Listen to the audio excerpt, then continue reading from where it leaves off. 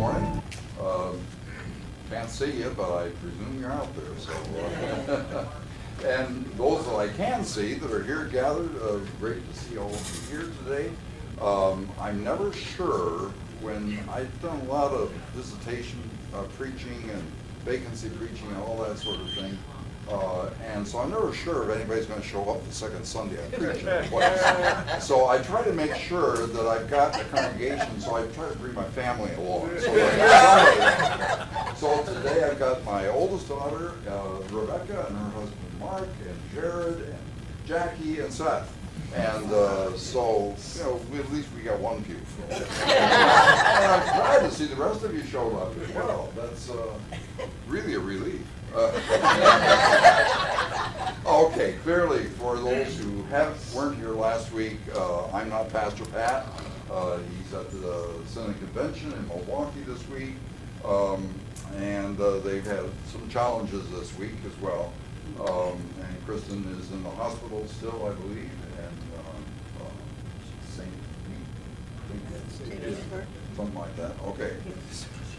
But my wife Phyllis and I have been happy to be here serving with you and working with you for a little over a year now. And we will all be overjoyed to have Pastor Pat back next Sunday. And I can sit back down in the chair again. But I want to begin by apologizing for last Sunday. You see, in the sermon and the Bible class and the service, I may have pushed boundaries just a little bit more. People who know me know I tend to do that.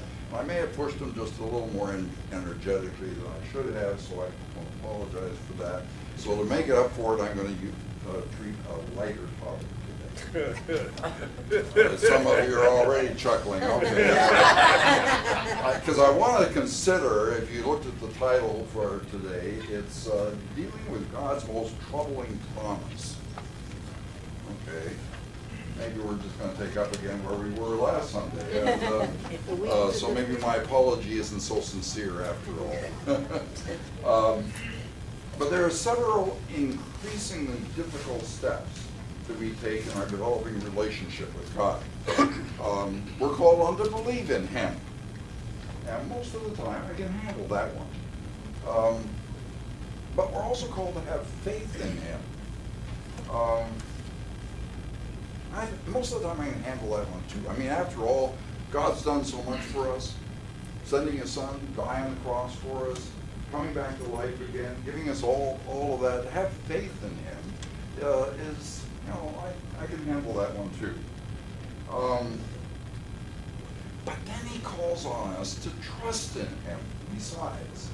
And that's where it gets a little tricky for me. I have trouble trusting in a God who does so many things that I don't understand, and many times I don't even agree with. I've shared with many of you the example of graduating from the seminary, and graduating from the seminary, they said that I was going to go to Venezuela. Now, I studied a lot of languages. Never liked studying languages, never was very good at languages, and then I had to look on a globe to find out where Venezuela was, and I found out that they speak Spanish there, and my biggest question was, why me, Lord?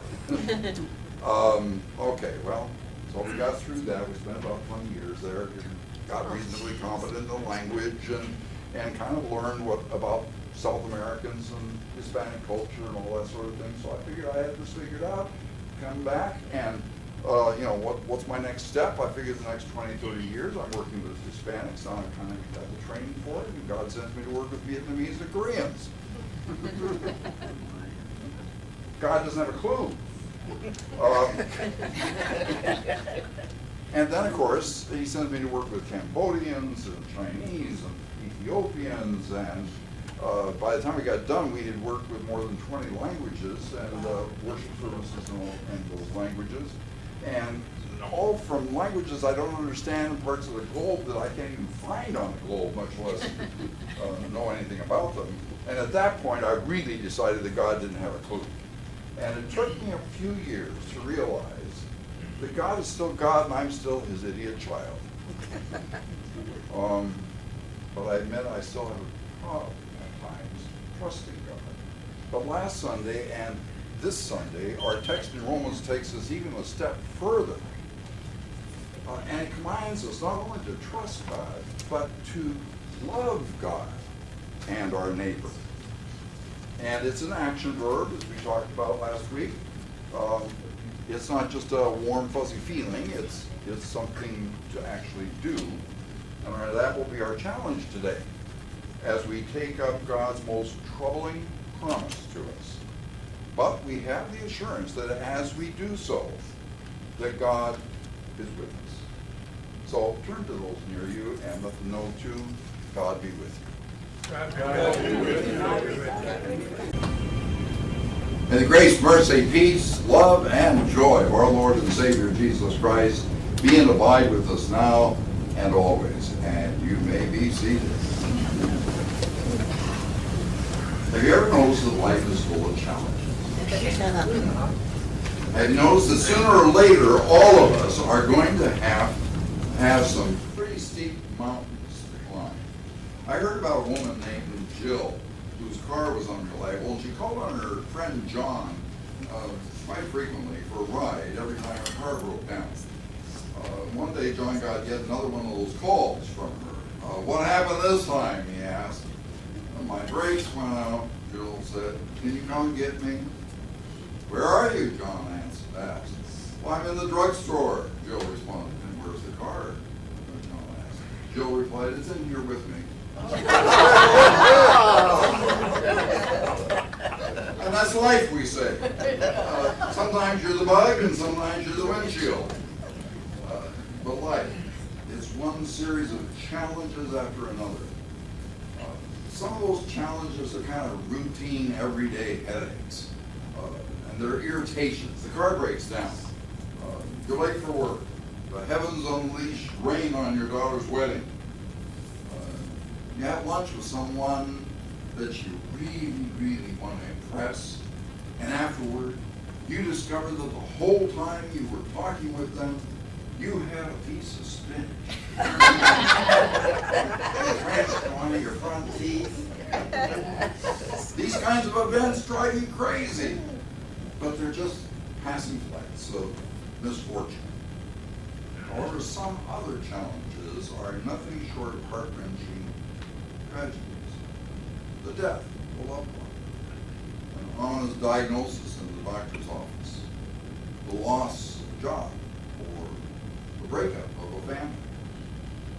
Some of these challenges that we encounter can be handled quite easily, but others really can crush us.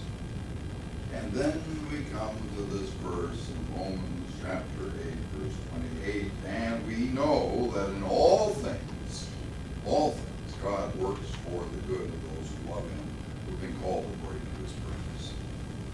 Now think about that. In all things, God works for the good of those who love him. What does this mean? That's a good Lutheran question, by the way. It comes from Luther's Catechism. What does this mean? Does it mean that faith is kind of like a blanket that we can toss over ourselves and nothing really bad will happen to us? In all things, God works for the good. I wish I had that kind of security blanket. Most of you probably do too. Do you remember television shows back from quite a few years ago? It was called Early Edition. It was set in Chicago. Early Edition followed the adventures of a young man named Gary Hobson who mysteriously received a newspaper, the Chicago Sun-Times, each morning. Except there was something different about this particular Sun-Times. For one thing, you may remember, it was delivered by a cat. That was unusual enough by itself, but even more mysteriously, it was the newspaper for the next day, which of course was what? In other words, it was a newspaper that carried stories about events that hadn't happened yet. So the plot of the show was that the newspaper would alert Gary Hobson to some tragedy that was going to happen within the next 24 hours, and he in turn would attempt to keep this tragedy from occurring. Now, I must admit I didn't see very many episodes, but for some reason I enjoyed this show and I did get to see it. Pastor Susan Limehouse tells about one episode which she calls her favorite, and it begins with a morning newspaper with a headline, big headline that screams, 150 die as plane crashes on takeoff. And also at the bottom of the page was a tiny story about a little girl hit by a car who dies in the street awaiting transport to the hospital. And determining that he must help the 150 who would die in a plane crash rather than one little girl, he can't do both, so he makes the choice. Hops and drives frantically to the airport. However, he gets hopelessly tangled in gridlock on the freeway. When he agonizes over his inability to get to the airport, the little girl cycles by on the road, on a nearby street, and he decides that he better help her. And he veers off the highway, reaching her just after she has been hit. He scoops her up, he races to the nearest hospital, where, of course, she survives due to his timely intervention. And as he sits in the hospital waiting room, dejected, wishing that he could have made it to the airport to save those 150, the doors fly open, the girl's parents rush in, the father, dressed in an airline pilot's uniform. He had been pulled from his flight just before takeoff with the news of his daughter's accident, and the delay diverted the tragedy reported in the early edition. Dramatic. Now, wouldn't it be great if God worked that way? A plane doesn't crash because a child gets diverted by his little girl's accident. Perhaps sometimes God does. I've had a few experiences like that which really made me wonder. A Christian writer, Lindsay Parkhill, says, God brings about the good by weaving together our daily decisions. And I believe there's something to that. But what about the planes that do crash? What about the children who do get hit by cars? What about the death of my grandson-in-law, who died so young, leaving two of my great-grandchildren without a father? Where's God then? What does it mean to say that in all things God works for the good of those who love Him? I've lost loved ones, and so have you. And God did not seem to intervene the way I had hoped. Does it mean that God magically protects His children from harm? Sometimes. And quite capriciously.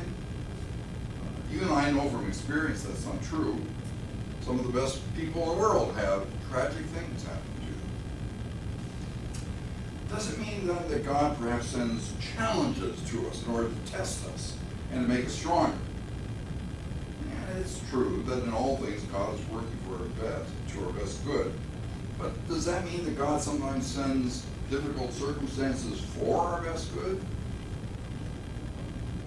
That wonderful pastor and writer, Barbara Brown Taylor, tells of spending a few days on a barrier island where loggerhead turtles were laying their eggs.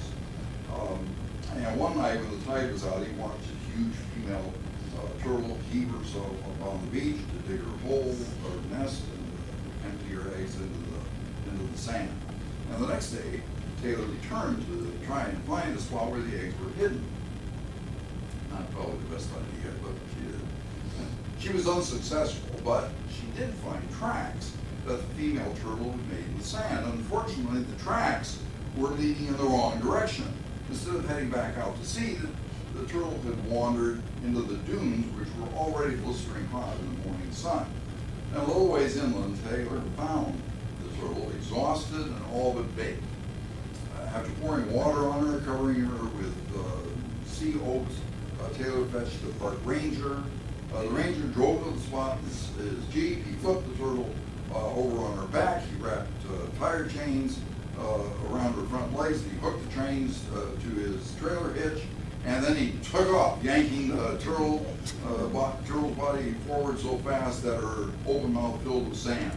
Now the ranger hauled her over the dunes and down onto the beach and the ocean's edge. He unhooked her and he turned her right side up again. And that poor turtle lay motionless in the surf as the water lapped over her body. And then a particularly large wave broke over her, and she lifted her head slightly, moved her back legs a little bit as she did so. And every fresh wave brought her back a bit more until one of those waves made her light enough that she could find a foothold, and she pushed off back into the water that was her home. And watching her swim slowly away and remembering her nightmare ride through the dunes, Barbara Brown Taylor noted that it's sometimes hard to tell whether you are being killed or saved by the moment that you know about that. That's certainly true. But the question still remains, is God the heavenly ranger who ties a chain around us at times and drags us painfully toward the water so that we might find salvation? Does that explain why tragedies occur in our lives? That's how many believers interpret life. Everything in life is from God. Everything happens for a reason. And it's an appealing theology in some ways, isn't it? There's comfort for many people in believing that in any tragedy, no matter how awful it might be, a loving God is somehow working to their good. And many scriptures lend themselves to that interpretation. But not all.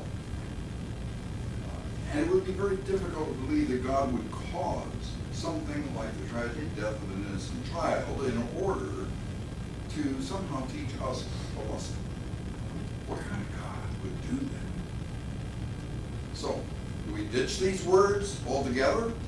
We know that in all things God works for the good of those who love Him, who have been called according to His purpose. Not at all. They are words of encouragement and faith, but we must deal with them in terms of the whole Bible and our experience of God's working in our lives. First of all, we need to affirm that we live in a world of natural law. This is how creation functions as well as it does. For example, we can always count on the law of gravity to keep us from floating off into space. And that law will never fail us, I hope.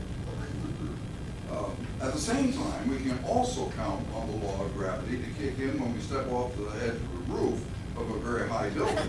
If the law of gravity will pull us very painfully and probably fatally to the ground below. It's a painful lesson to learn. But we couldn't live even one day on the earth if the laws of nature were suspended even for a moment. God's created us and placed us in a wonderful, lawful universe. And we should celebrate that truth every day of our lives. That's why we have air to breathe and food to eat. And that's why we're able to drive our cars along the highways. That's why the sun comes up every morning and sets in the evening.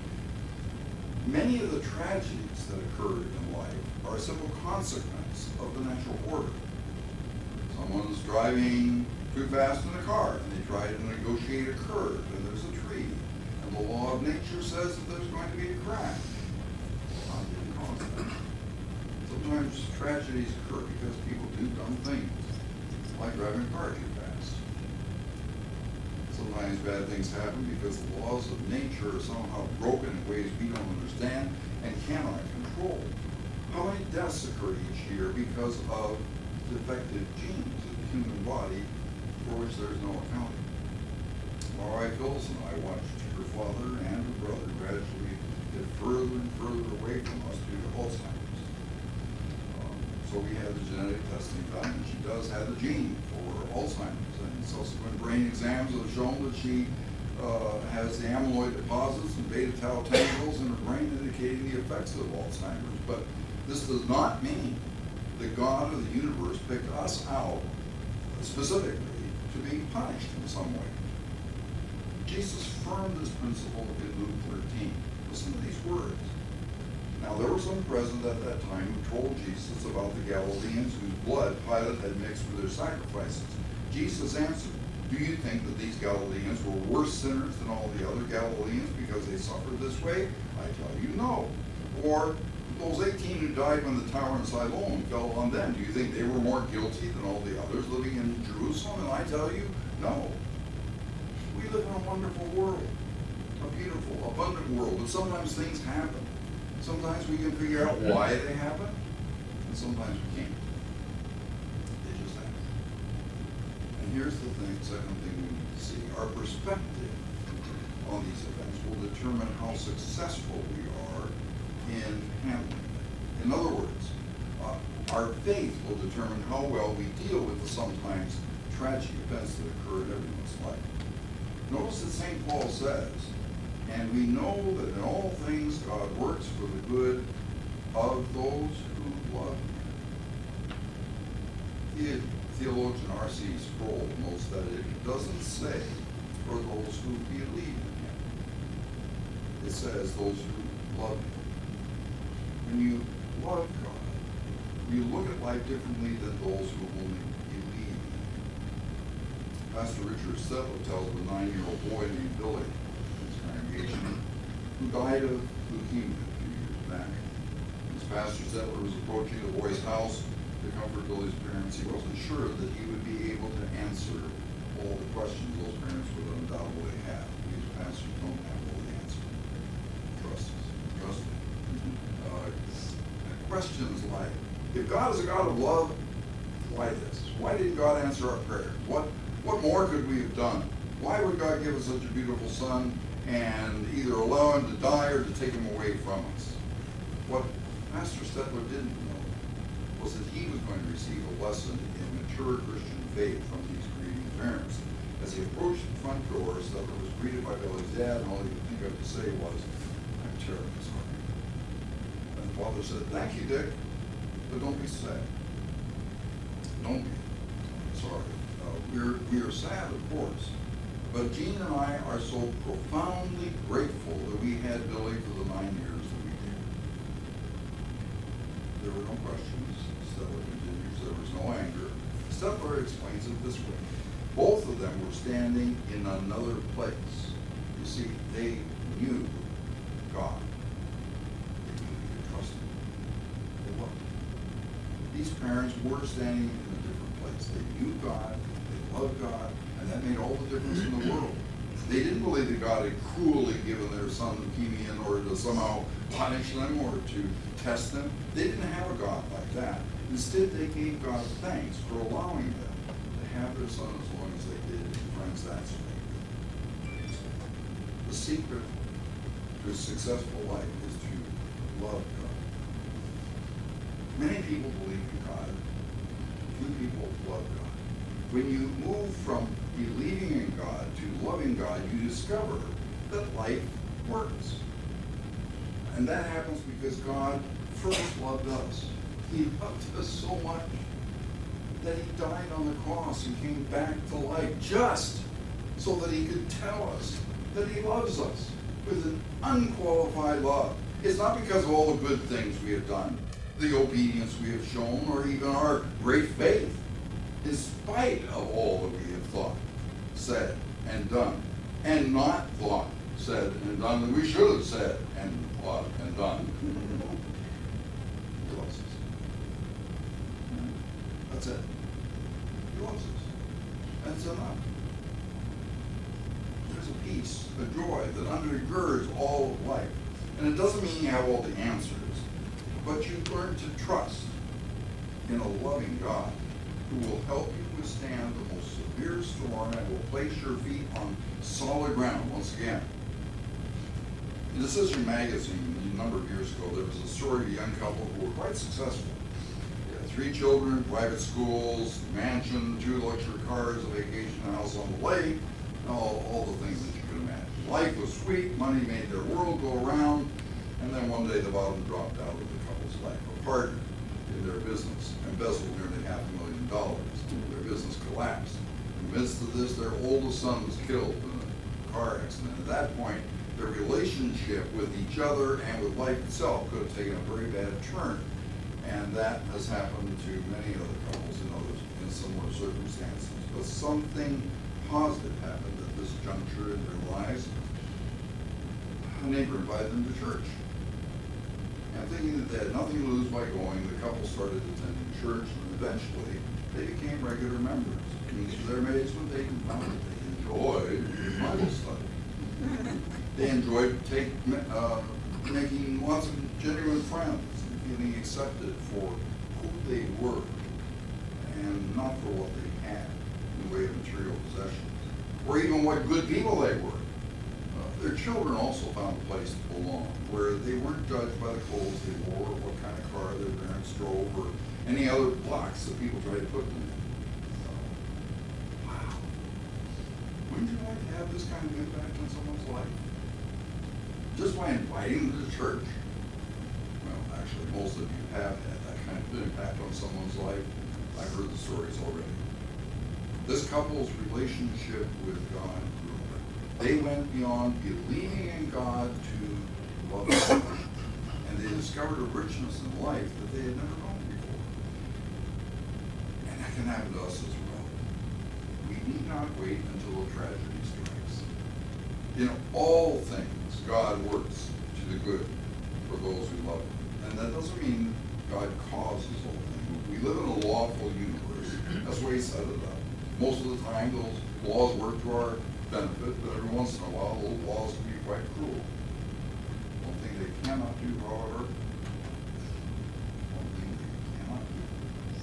is they cannot separate us from God's love. We love as God first loved us.